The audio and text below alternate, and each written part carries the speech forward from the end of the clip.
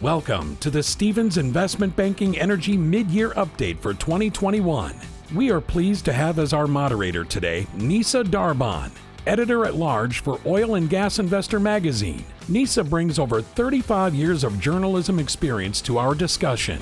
She has been with Hart Energy, the parent company of OGI, since 1998, and is a published author of The American Shales. Prior to joining Hart, she was the business editor for the Daily Advertising in Lafayette, Louisiana, and a correspondent for the Morning Advocate in Baton Rouge. Thank you for being here, Nisa, and moderating today's panel. Hello, thank you for joining the Stephens Investment Banking Energy Mid-Year Webinar. Today's topic is Capital Thinking Energy Insights for Today's Market. I'm Nisa Darbon, Editor-at-Large for Oil and Gas Investor, and this is the latest in a series of Stephens webinars offering thought leadership. This is spotlighting major energy investment banking developments and trends that may shape the sector in months and years to come. We have a great panel here, and the subject matter is fascinating, only exceeded by the answers. Prior programs explored private equity investment, shifts in the oil and gas industry during the pandemic, debt capital markets, and M&A. For this program, we'll focus on the big picture within Stephens energy product groups, as well as how post-2020 recovery out in transactions. Here today are Keith Behrens. Keith is Stephens Head of Energy Investment Banking. Thanks, Nisa. Look forward to participating in the discussion today. Brad Nelson. Brad is Managing Director in Energy Investment Banking. Thank you, Nisa. Holt Foster. Holt is Dallas-based co-leader, Global Energy Practice Group for Sidley. Hey, Nisa, happy to be here. And Jeff Bartlett. Jeff is Houston-based partner in Pontem Energy Capital. Hi, Nisa. Thanks to you and to Stephens for the invitation. Keith, let's start with you. What's happened in energy in the first half of 2021? Thanks, Nisa. Yeah, the first half of the year has been great for the energy sector. Oil prices are up 55% year to date. Gas prices are up 46%. A&D volume is up 148%. We're going to talk more about that here in a minute. Corporate upstream M&A volume is up 34 times for the year to date versus last year. So this year, there's already been 29 billion in corporate M&A deals versus about $1 billion last year. Upstream high yield offerings are up 172%. And then upstream public equity offerings are up 79%. And energy has been the top performing sector in the S&P 500 year to date. So a great first half of the year. In our group in particular, we've noticed a huge uptick in transaction volume. So we're currently working on 24 engagements right now, which I think is an all-time record for us. So good first half of the year. I see kind of more the same the second half of the year. We'll be kind of busy in execution mode trying to get those engagements closed. But that's what we've seen so far this year in the energy space. Thanks, Keith. And we're going to be following up with you on that during Q&A. Meanwhile, I want to turn to M&A. Brad, this year we have 70 plus oil, which is wonderful to see. This is stark contrast to just in October 35. So what's happening in M&A now that oil is more than 70? Thanks, Nisa. And to follow up on what Keith said, the momentum through the first half of the year has been substantial. Our activity has picked up a lot. We know that industry activity has picked up a lot. And so the overall M&A and A&D activity is very robust. And I would say it's, increasing. It really started to ramp up kind of in full, kind of mid Q2. You saw quite a few deals announced in early Q2 on into later Q2. And I think that there are a lot of conversations happening as we speak. So I would say that the back half of the year, you're going to see A&D and M&A activity, continue at the pace that we're at right now. Going back to calendar 20 for a second, the fact that we had, of course, COVID that everyone's well aware of, the fact that we had OPEC and Russia and that posturing, and then at the tail end of the year, of course, we had the election. The industry just had so much headwind that it really kind of put a lot of the M&A activity at a standstill. I would say that a bulk of the activity that we saw in calendar 20 was really more forced selling or opportunistic M&A here and there, but not what we would consider, normal way M&A and A&D. So anyway, in summary, the activity's picked up substantially, and we expect it to continue the back half of 21. Thank you, Brad. And again, we have questions for you. I want to turn to Holt at Sidley. Holt, are there any legal issues arising from deal makers trying to close transactions as the price of WTI continues to rise? 100%. You can summarize it in 3 letters, ESG, right? With this new regime that's come in, there's been a new edict from up top that they really the Biden administration really wants to focus on a carbon neutral footprint. And he's trying to attack that in a number of ways. The first way is his moratorium on drilling. And so that's been a little bit of a whack-a-mole. When Biden came into office, he issued an executive order that put a restrictive overlay on a state-by-state basis as to the number of leases on federal lands that could be prospectively acquired by people in the private equity world. That was challenged in court, and as a result, but it resulted in a disproportionate application. So, for example, New Mexico was able to issue a number of federal leases while Wyoming could not do any. And so it was challenged in the courts, and the court said you have to apply it evenly. So Biden followed up with an executive order to say it was a flat ban against prospective leases on federal lands. That again was challenged in the courts, and what the court said was that Biden's executive order had gone beyond his authority. The 1920s Mineral Act on its face says that these auctions must be held monthly. So the only way that can be changed is Congress has to enact a bill. Now, the big question is, you would think that people would vote according to party lines, and therefore in both the House and the Senate, that the Democrats would be able to pass that reform. However, there are a lot of Democratic senators and congressmen who come from states that rely heavily on the revenues from those federal leases, like New Mexico. So whether or not there will be a long-term ban on federal leases and how long and to what extent, that's still up in the air. Additionally, Biden has tasked his cabinet to come up with ways to address carbon and methane, the carbon and methane byproducts of the hydrocarbon industry. And so we're expecting more regulatory to come down the line on that. But it's not just at the federal level needs, it's also at the state. On a state-by-state basis, there are additional regulatory overlays on fracking, water, environmental flaring that these private equity and portfolio companies and public companies are all trying to navigate.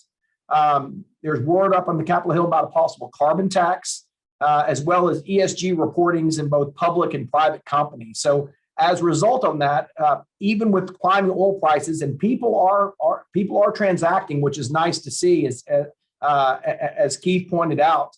But I think it's definitely put a chill on the upside on federal lands. It has a number of people exiting the industry just because of the ESG backlash, as well as regulatory regime navigation.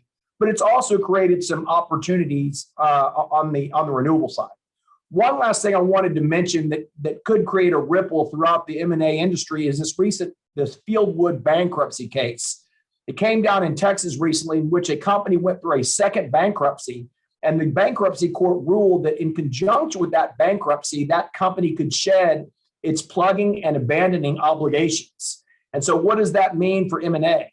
That could have now this was an offshore instance. So the first question is, does it only apply in offshore scenarios, or does it also apply in onshore scenarios?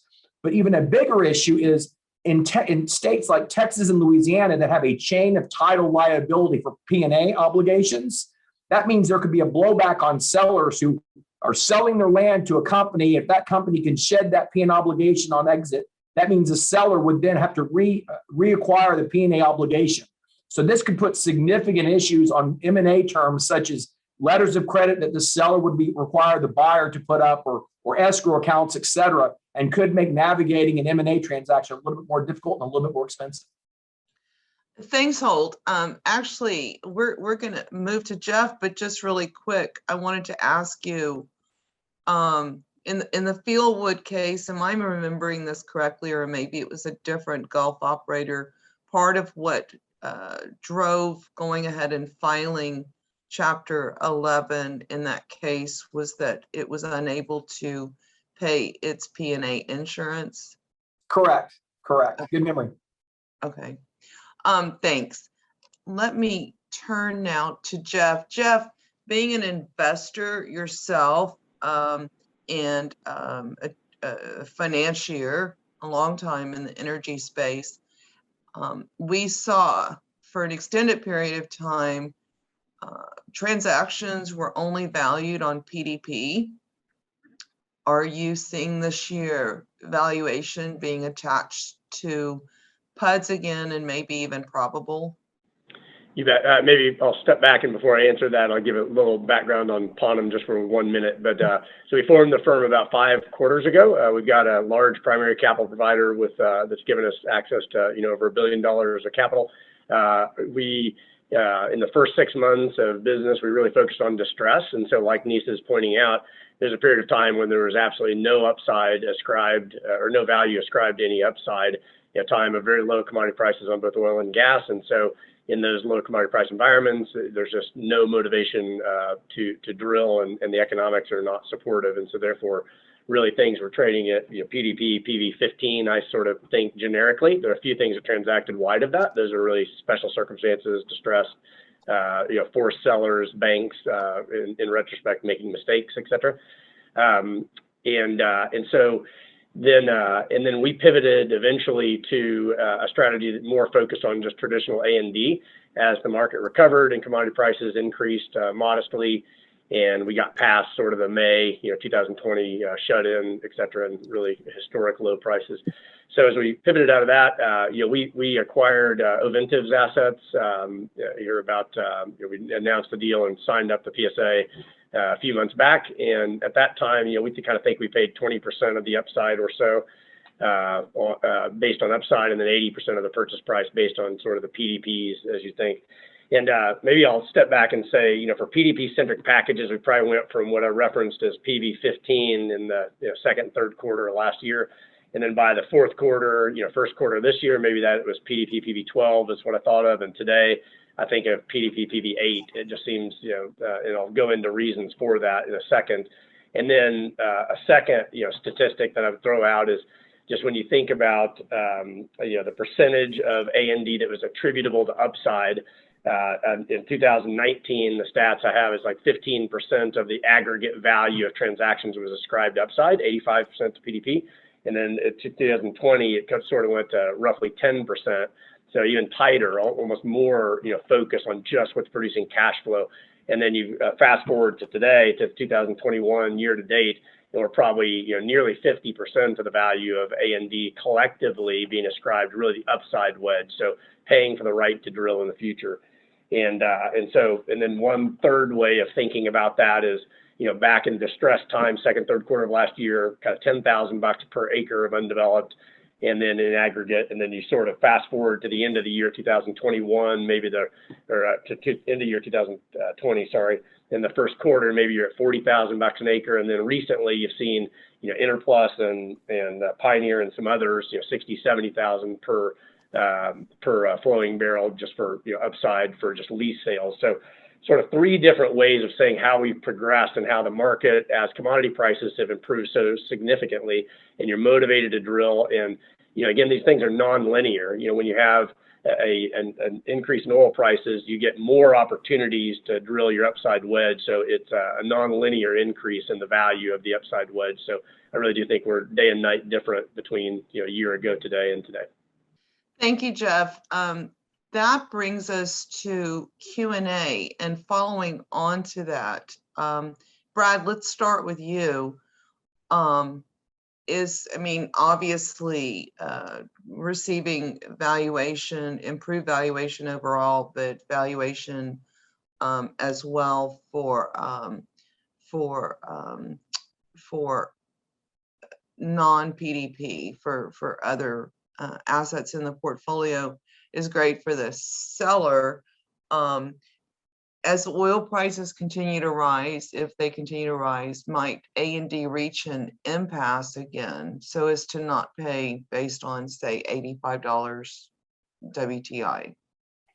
Nisa, my response to that would be that if we get to 85 and beyond, to me would be, how are we getting to 85? If it's a rather slow or methodical kind of uptick, if you will, based on constant news, both on the supply side or the demand side, to us, it really depends on how we get there. We've seen past cycles, thinking of 09, 10, 14, 15, 16, where, at some point in those curves, it was pretty quick up and pretty quick down. But in this case, if we are, we're in the mid 70s today, if we're ticking up to 80, 85, and maybe even 90, if it's methodical, then I personally don't think that we see A&D activity, really wane at all. We are watching demand very closely as a firm right now. I'm sure everyone listening and also on the call here is paying attention to demand, but the outlook for the back half of 21 going into 22 looks really strong. So I think that is what is driving a lot of this A&D activity, is that anybody picking up assets, and I'm sure Jeff can attest to this, it's a 4, 5, 6 year outlook. It's not just a quick period of time. So a lot of people are thinking that demand, as the global economy recovers, could really be really strong in the back half of 21 on into 22 and 23. Now that's all kind of out the window if we have, a broad resurgence in COVID or a variant or something like that. But based on what we're seeing today, demand looks strong. And again, if we're at 85, if we get there in a methodical way, I don't think we see A&D activity go down. Thanks, Brad. I just want to slip this in real quick before I turn to everyone else with that same question. Speaking of the variant and recovery and such, is general inflation, are any potential deals at risk due to general inflation? Look, I don't think so. I think that obviously inflation is very real. In my opinion, 85 or 90 was more like 65, 70, 75, 8, 9, 10 years ago. So look, as Keith mentioned on the front of the conversation, we have got a lot of M&A activity and conversations going on and transactions that are, in later stage conversations. And I can tell you that inflation really has not been a part of many of those conversations. So everyone's very aware of inflation and the flight of capital to protect against that, but it really has not driven or been a big factor in our conversations. I want to ask Jeff now, going to impasse, gridlock. Do you see the potential for risk in the bid-ask reaching impasse again? No, I'll echo Brad's sentiments that I don't see higher oil prices as leading to an impasse between buyer seller. I think you'll see a continuation of activity. You'll still have open equity and debt capital markets in that scenario of higher prices. Inflation on oilfield service costs is going to eat somewhat into that, but it's always a laggard, and there'll still be a lot of incremental margin for people to get excited to pay for. And on PV-centric assets, you can always hedge, whatever, 80% of the 2 or 3 years out. And so get comfort in the price that you're paying. Maybe you don't lean into it quite as hard at $85 oil as you would have at $60 oil, but you can still transact, and they'll still be really motivated sellers that have great results and happy to print big winners. And so I don't think you see any slowdown in A&D as a result of higher oil prices. Thanks, Jeff. Holt, what are your thoughts? I think one of the drivers too is we need to realize is there is a significant amount of pent-up demand for A&D, right? you have a huge group of private equity funds that are long in the tooth on various of their investments. And they have their LP base that are demanding, hey, I need a return on my investment. I need to get some cash back. And so a big driver too is that, hey, we've seen how quickly the market can turn on it. We've even seen oil go negative, for God's sakes. So let's go ahead and take advantage while we can get it. Pigs get fat, hogs get slaughtered. Plus, I think a lot of these private equity funds are looking at the long-term viability of their franchise and realize in order to have their next fund come to a successful closing and raise adequate capital, they need to return money. So I think there's enough tailwinds that would encourage continuing to transact even at $85 oil. Thanks, Holt. And Keith, it feels like it's been a while since we visited with you. What are your thoughts on this?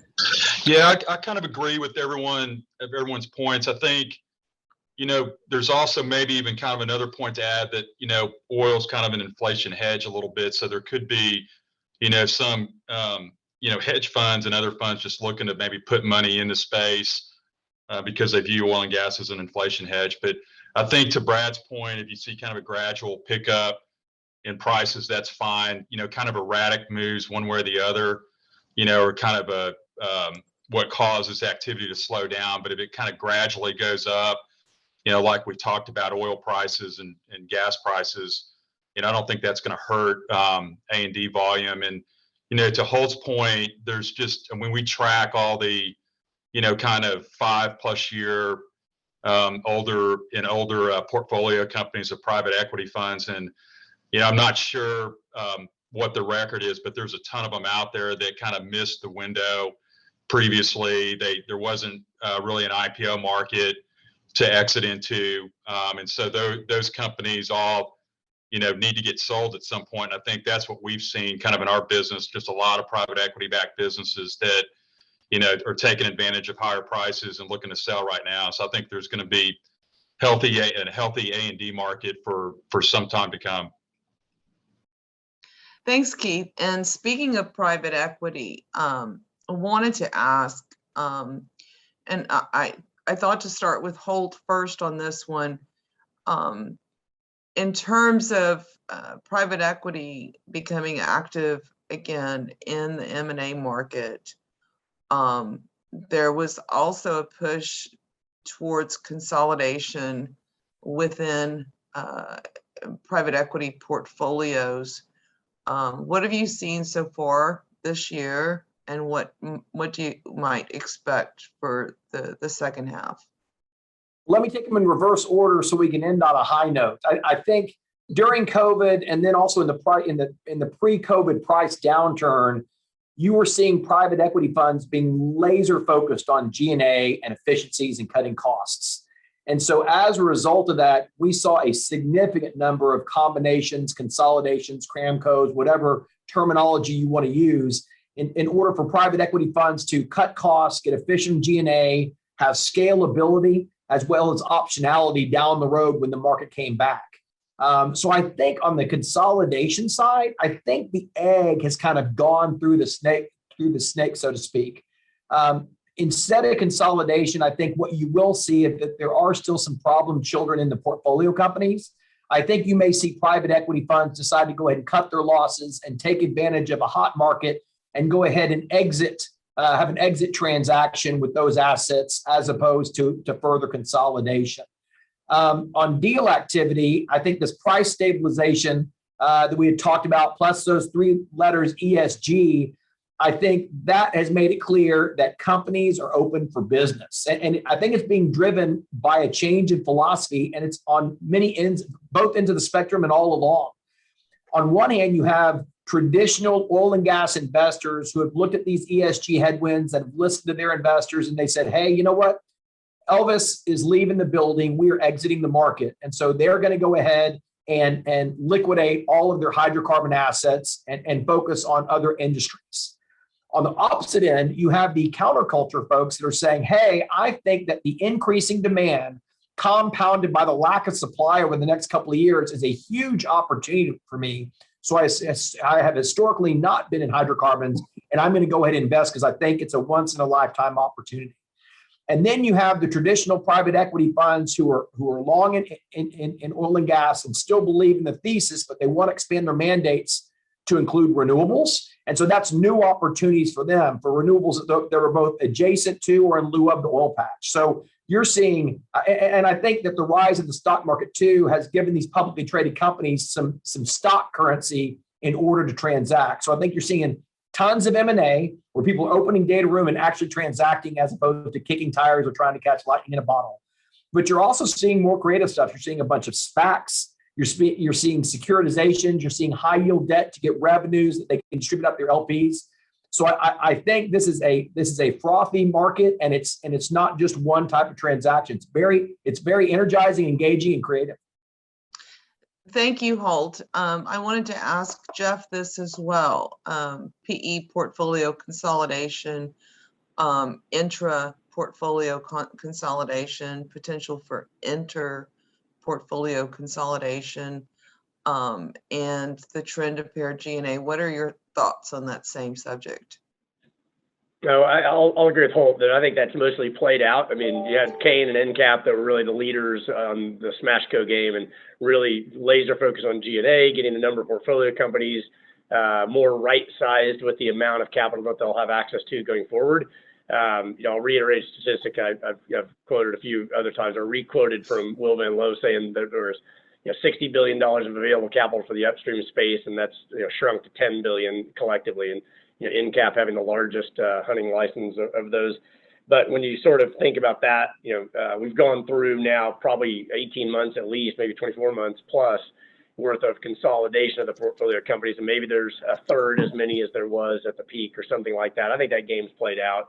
KKR is the latest one to really take a huge approach and not only consolidate into one management company, but then also reverse merge into Contango and take that public and access that market. And so I think that's largely played out. We've got pretty strong commodity prices right now, and so if any, but I don't think you increase the number of portfolio company management teams until you raise a bunch of money from LPs, and I just don't see that happening. So I'll bet we're flat to maybe down moderately on number of private equity backed portfolio management teams. Thanks, Jeff. We've been following the decarbon specs among traditional oil and gas operators and private equity providers as well. And the number is, the volume continues to grow. It's quite fascinating. Brad, on that same subject, what are you seeing in private equity? Sure, Nissa. I think that that Jeff and Holt hit on a lot of this, which was, a lot of cleanup and cost saving all throughout 20, and I would say even into 21, and to some degree still happening today. Although, as Jeff pointed out, a lot of that is behind us. Look, coming out of the last two down cycles, again, I'm pointing back to 15, 16, and 09 and 10. From our vantage point, private equity came back with a full head of steam. Lots of activity, lots of new companies being formed, across really all basins. I would say this time it seems like it's a little bit different. I would say that in general, the private equity sources seem to be, more selective than maybe the last couple of go rounds. They seem to have their own unique, specific views as to kind of what kind of rock they want their capital to go to. You hear a lot about the core of these various basins. They really seem to be trying to fill a hole or a puzzle piece, if you will, relative to what they already own. So I would say in general, they're being more selective. Look, I would also say that they are looking for very, very experienced management teams that have worked together, 2, 3, 4 times in the past. That is a trend that we've seen that in the past couple of years, but I would say it's even more so at this point in time. And then the last thing that I would mention, Holt has brought up the acronym a couple times, but ESG. That conversation with private equity, whenever we talk about a new mandate or new opportunity, ESG does come up, and they're of course hearing that from their LPs. And one trend that we are seeing is that, of course, they are looking at oil or oil-based or oily deals, but they are also shifting a little bit of their focus to the gas side of the equation as well. As we're well aware, gas a year ago, front month was $1.60 per M. Today, it's about $3.95 per M.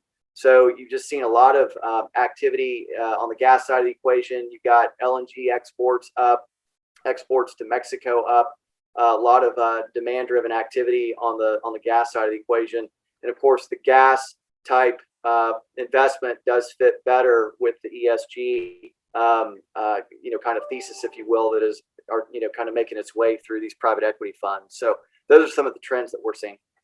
Thank you, Brad. And you mentioned natural gas. We've been following that pretty closely. It's pretty remarkable what's happened this year.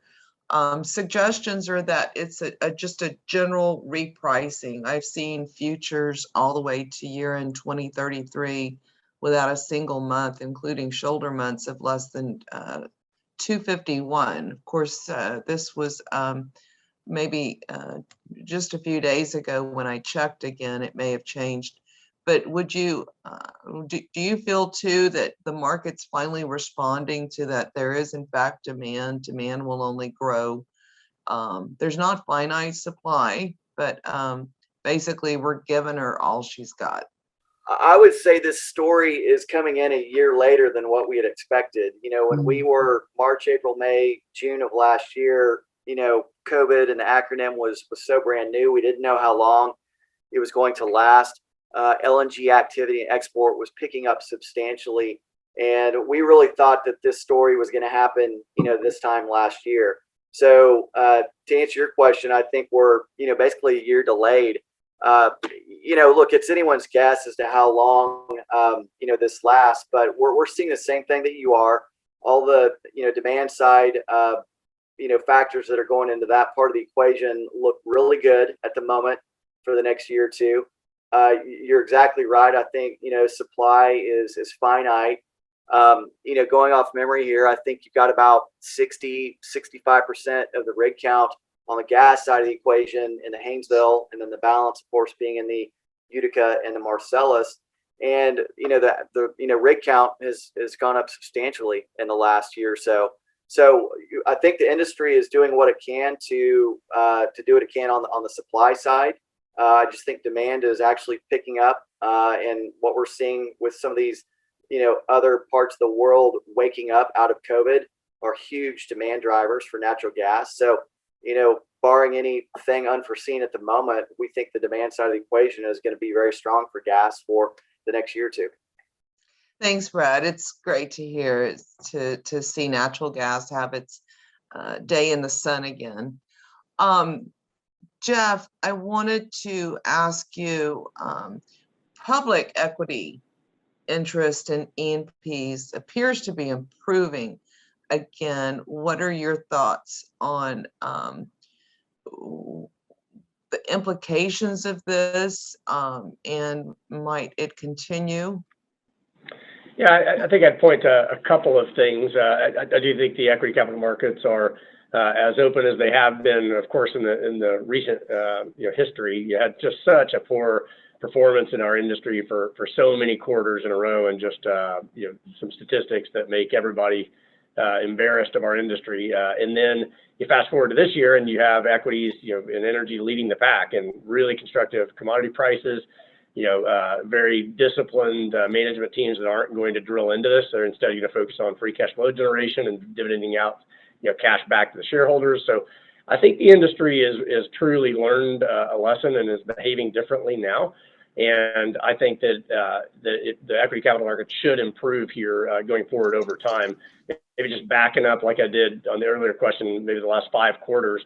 You did have last year some nice natural gas issuance. You had, Antero out there. You had 4 or 5 other public natural gas focused company culminating with kind of Vine's IPO, and so you had quite a bit of equity issuance at that time when natural gas was catching a bid there in the equity capital markets. And then since then it's been pretty sporadic, opportunistic. Pioneer had a big issuance to finance its acquisition of Double Eagle. And I think going forward, it'll be open, but it's not open to a solution for private equity. Private equity management teams that, want to IPO, that's a pipe dream. The market's not going to take another SMID, that's undersized and not a strategic place that equity capital markets want to support. Instead, I think where it is open, where it will be constructive, is in big public companies that are looking for bolt-on acquisitions, acquisition financings, like Pioneer did Double Eagle, we were involved in EQT or in Chevron Marcellus a while back, and EQT did an overnight bought deal to finance their successful acquisition of that asset. Things like that, I think, continue to happen, and maybe that's the solution for some of the long-dated private equity bets, is they can sell the publics that are have access to the equity capital markets, can do an overnight bought deal without too much discount, and then fund in conjunction with maybe drawing down their RBL or otherwise debt financing a portion of the cap structure, and you can get more A&D accomplished in that manner. Thank you, Jeff. Keith, I wanted to ask you about the SPACs. I mentioned that obviously there are plenty in the decarbon space. If you could check my count, I only see 2 out there that are still shopping in the E&P space, and that would be Flame, and the other one is East. First, are there more than that? Anyone I'm overlooking? And secondly, what kind of influence might SPAC activity have on M&A? Yeah, that's a good question. There's one other one out there named Breeze, that's kind of chasing oil and gas deals, and I think deals outside of oil and gas as well. And Breeze had a little bit of a shorter time period, so I think they have a little over 100 days left to find a deal. Flame has over 500 days left, and East has about a year left. And with only 3 SPACs out there, kind of chasing oil and gas deals, they're just not much of a factor. We certainly include them on our buyer list when we're selling properties, but it's just 3 companies on a big list. I don't see a whole lot more happening. We're working on a couple of them right now. One's got really kind of more of an energy transition strategy, and then one is just 100% focused on oil and gas acquisitions. But the market's gotten tougher in the SPAC space.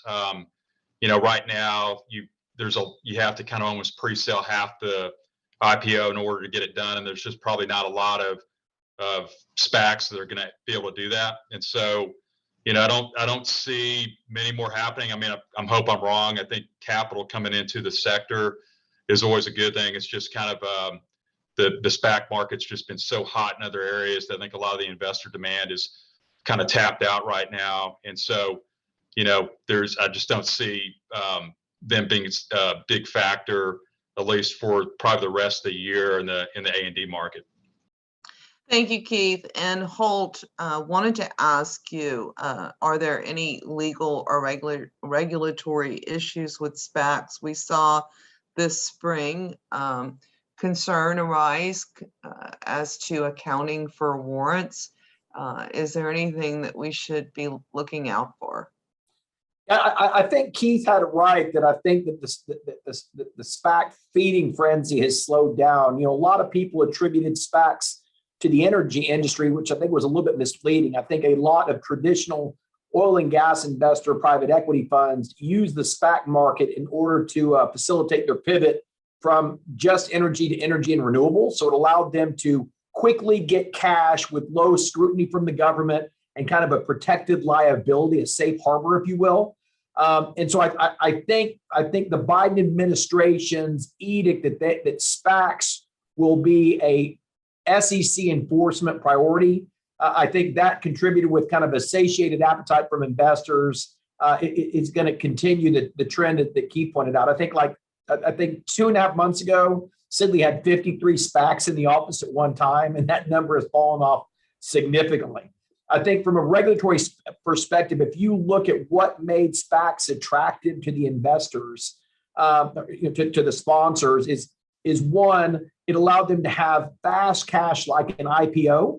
right? But faster than an IPO because there was less scrutiny at the SEC level. And also they were able to include forward-looking financial statements for pre-revenue companies under the safe harbor of the Private Securities Litigation Reform Act, right? And so that was very attractive to these sponsors. Well, the Biden administration has come out and said, look, we're really going to start drilling down on SPACs. And so what has happened is, one, the government has come up and said, hey, I know you think you have this safe harbor for forward-looking statements, and that's attractive and whets everybody's appetite. But realize that Private Securities Litigation Reform Act only applies to private actions, meaning me suing you. It does not apply, nor does it not give you freedom from SEC enforcement actions. But then they took it a step further and saying, hey, I know that a SPAC technically isn't an initial public offering, but it sure smells and looks like that. So I think from the SEC's perspective, they're going to start reanalyzing how they interpret an initial public offering and how it applies to SPACs. And so you could see significant liability from the sponsors. And in fact, the SEC has already started undertaking a number of actions against SPACs with respect to disclosures. I think there is a space for SPACs and that it still provides people to immediately change their story and create a successful record outside of the carbon space, right, in the renewables. But I think that feeding frenzy is past for now. I'm going to go to credit markets, but just real quick, I want to ask you, in terms of the volume of SPACs that we've seen, and the volume I've seen in the targeting the decarbon space too, do you think there's risk of that space becoming too frothy, overvaluation? Are there enough assets out there for deploying that capital? Yeah, I can answer that. I think there's, a little bit of a risk there. I mean, we're not, we're focused more on kind of the upstream space, but there's just been a ton of money, as you point out, raised in that market. And, a lot of the investments that are being made are just kind of in earlier stage companies.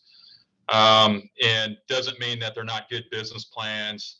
But, just generally there's more risk with those types of companies. And so, there could be a little bit of fallout there if there's, some bust and investments made that don't work out. I hope that's not the case, but I think you just have some riskier investments that were made just because they were made in companies that are, or in the early revenue, stage of their business. So I think that is a risk to watch out for. Thank you, Keith.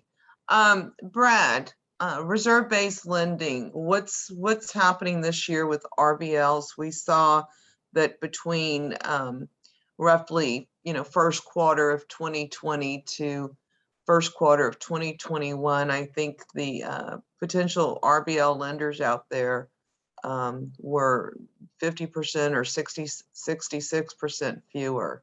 Nisa, I think that's about right. And look, I think that's what we're seeing on some mandates that we're currently running, which is, on the front end of COVID into 19, you had X number of banks, providing loans, RBL loans. And then fast forward to where we are today, I think that's right. I think that number is probably decreased by, 30 to 40%. And I think there are, banks that are, probably going to continue to get out of the business. That said, the ones that are remaining, we do think that this market probably bottomed Q4, Q1, and is starting to come back up. Obviously, higher commodity prices, certainly help.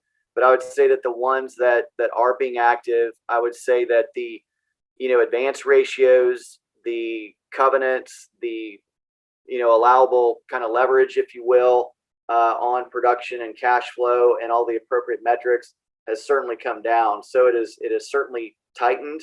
What that means from a buyer's perspective is they obviously have got to go get capital from other, buckets of capital, whether it's a unitranche provider, mezzanine provider, or additional private equity or high net worth type capital.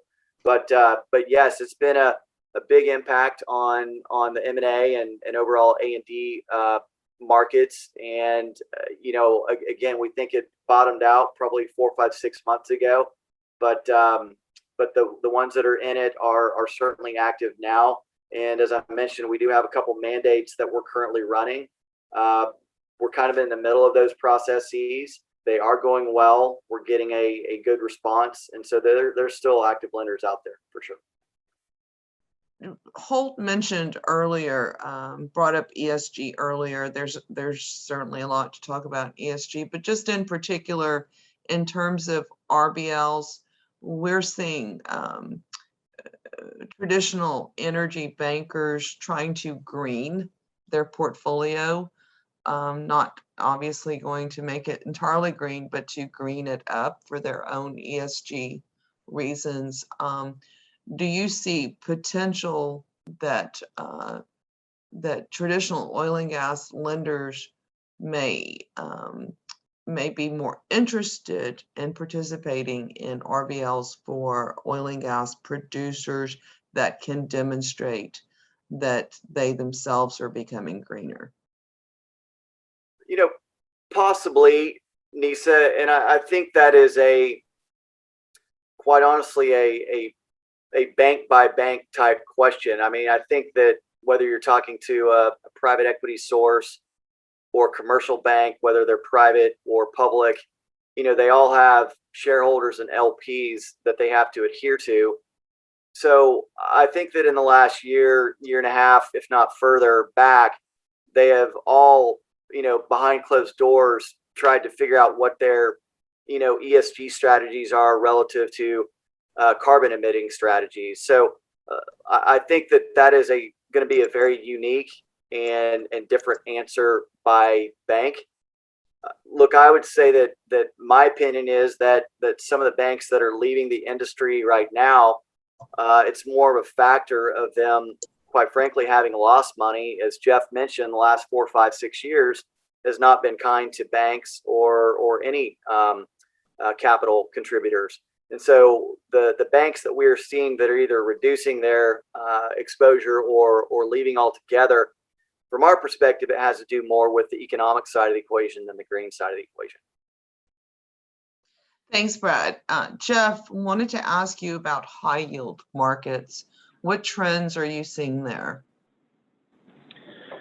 Well, maybe just to step back and look at again, same format as last time, but last 5 quarters or so, you've just seen an amazing compression in the delta between non-energy high yield, pricing of bonds and upstream E&P and midstream focused bonds. So just to maybe nail it down a bit, you probably had 6 or 7% high yield for non-energy names 5 quarters ago or so, and fast forward to today, and that's probably 4.5% or so as we're in this environment for non-energy names. And then for energy names, I mean, it was probably 11, 12%, and we're down, or maybe even a bit tighter than that.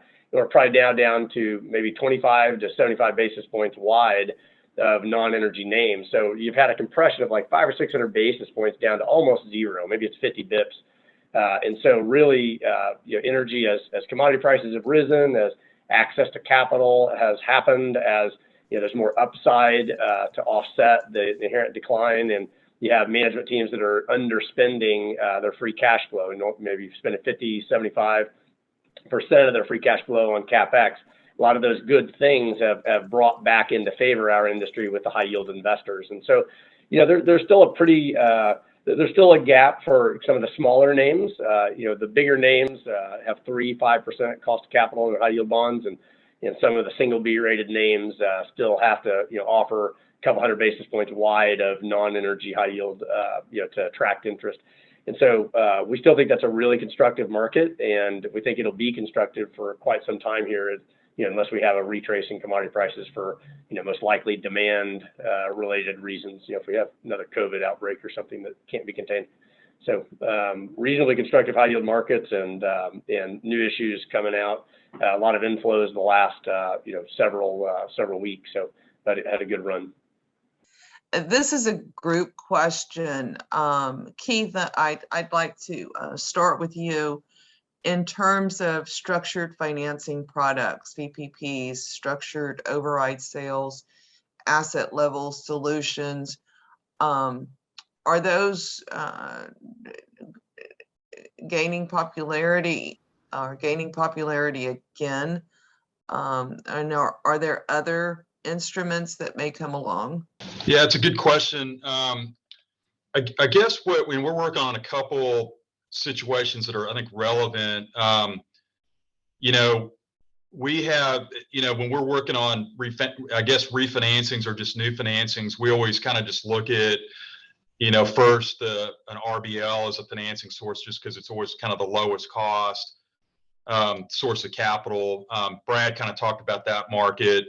A lot of the players have gone away. I will say too, the players that are left are looking, to do new deals. And so, in some of the situations we're involved in, we do have that in RBL as an option.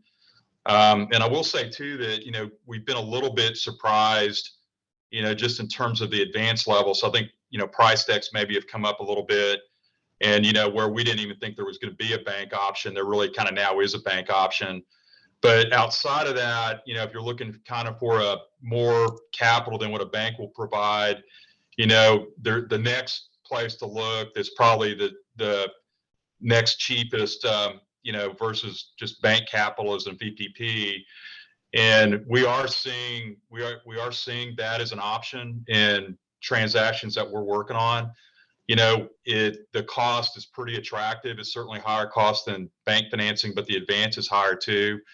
The other advantage to it is that there's no limitation on the use of proceeds. So if you want to pay a distribution back to owners or what have you, you can do that.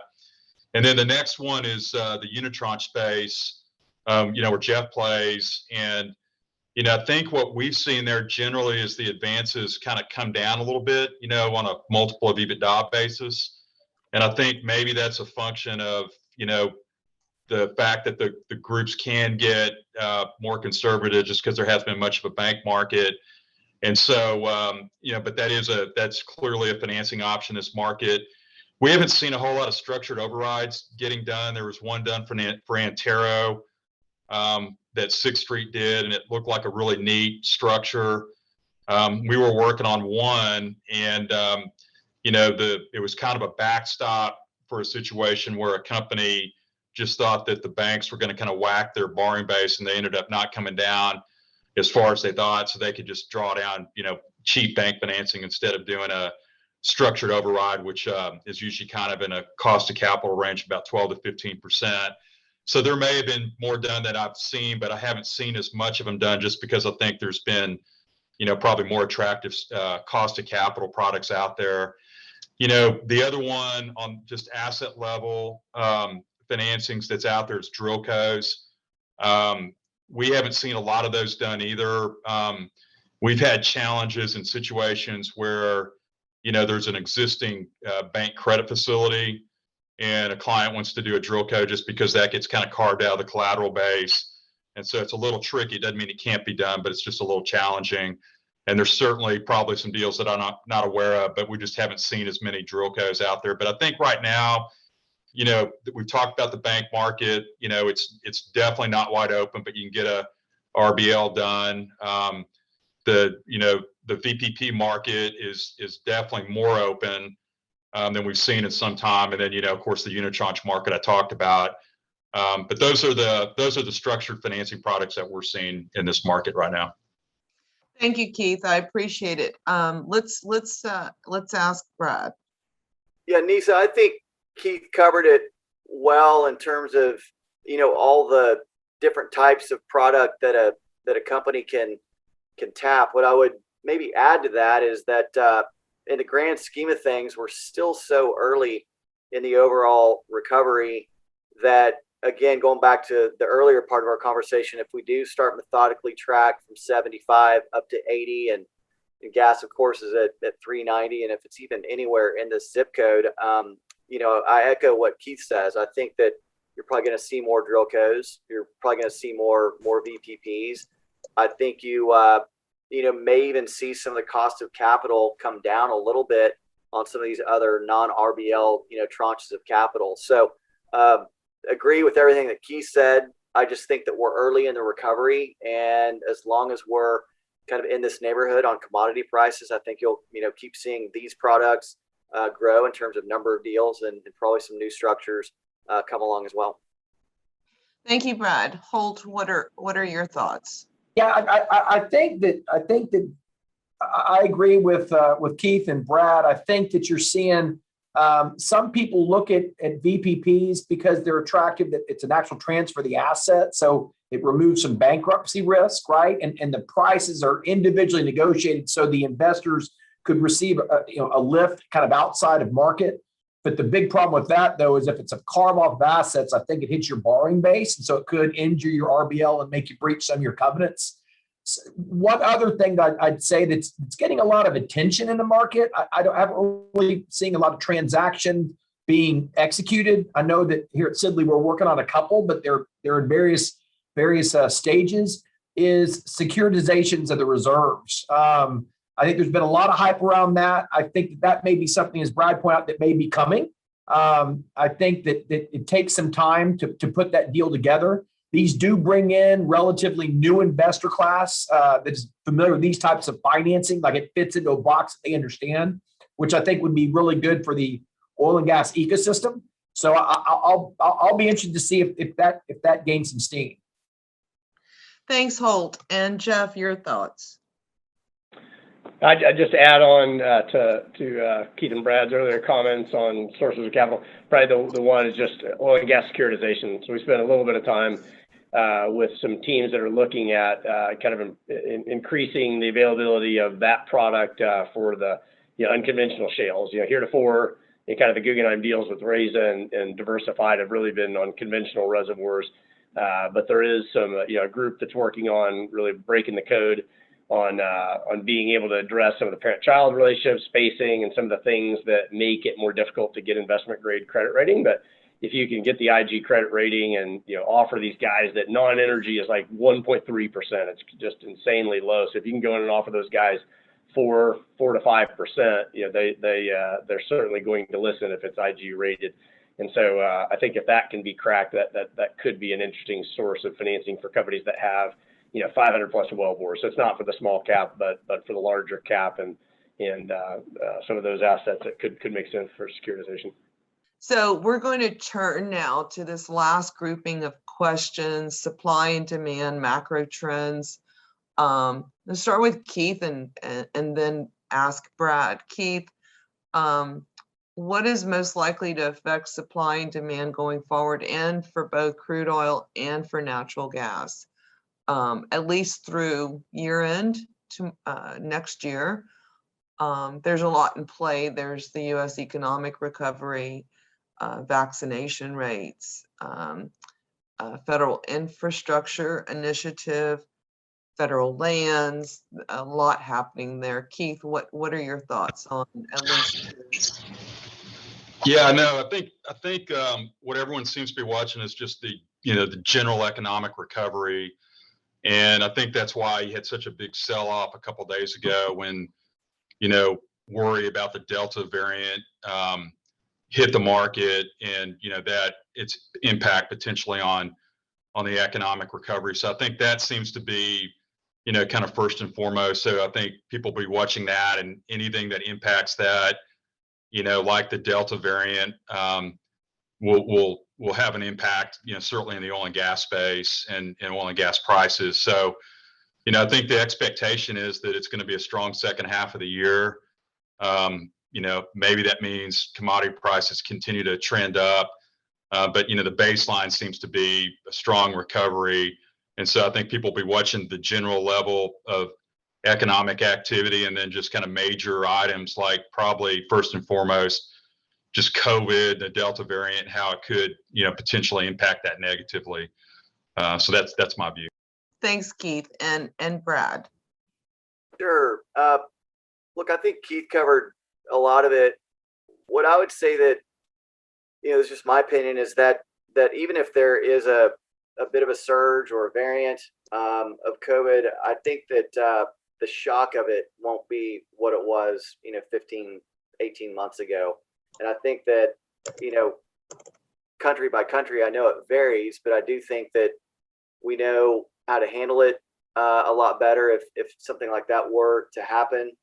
Of course, there are certainly parts of South America and India and other parts of the world that are going through some really tough times at the moment, and they are essentially where we were about a year ago. So there's parts of the global economy that really haven't woken back up. But if they get on the backside of that curve, as I think a lot of analysts expect, everything that we're reading and seeing is that demand for crude should hopefully exceed the levels of 19 by the second half of 22. And so obviously a lot can happen between now and then, but that's kind of what we're seeing in terms of some of the modeling coming out of these analytical shops. One thing that we also talk a lot about within our group, and we cover infrastructure and services and midstream, is people are a real problem for the industry. Which is obviously on the supply side of the equation. We obviously have seen the rig count go from, call it 250 to, hovering just under 500. But when we talk to a lot of our friends and clients that run, big service companies, they are absolutely having problems finding enough people and good people to help with the growth and activity. So I think that is maybe a little bit more of a constraint on supply than, say, previous cycles. And of course, going back to Holt's acronym again, ESG, you've got a lot of these people that are moving into other areas of energy land. And of course, that is renewable and alternative and clean tech and things like that. So I think that is a little bit of a constraint on supply as well. So those are two things that we're currently watching. But again, if the models, play out to what we think, they are today, again, looks like could be a good back half of 21 on into 22.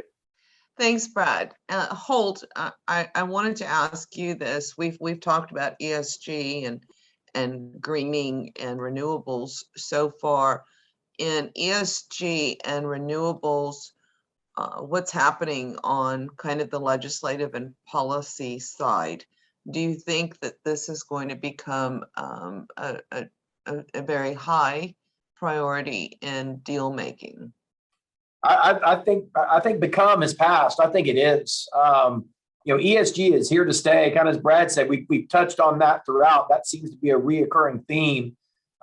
Is ESG is here. You're getting it on the political side, right? Lawmakers are instituting both at the state and federal level very restrictive regulations on operations and creating tax breaks to incentivize people to move into the space. They're talking about potential carbon tax to help finance the transition.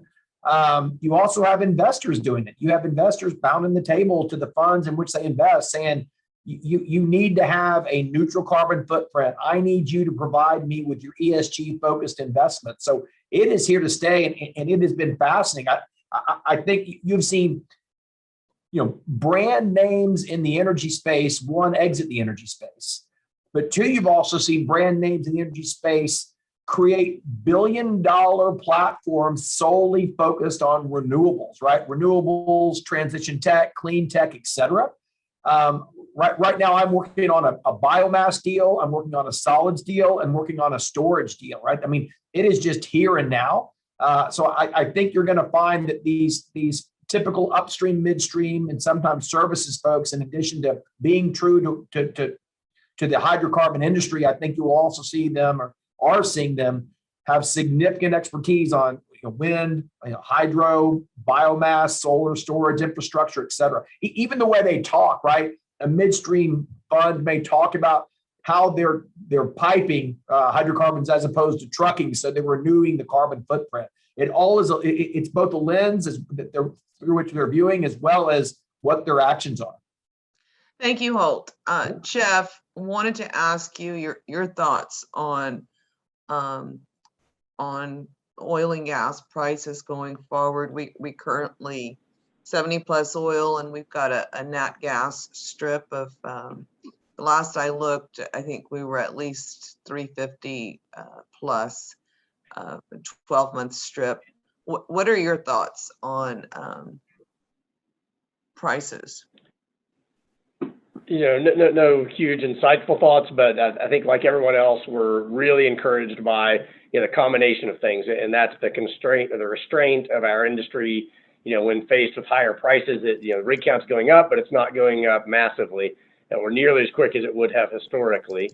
And you have a lot of the majors and the national oil companies that are not necessarily increasing capital spending. So on the supply side, everyone feels pretty good that there's somewhat of a limit on supply. We've got 500 million barrels of OPEC plus supply that's being held off the market, but with the OPEC deal announced within the past week, that's 400,000 barrels a month.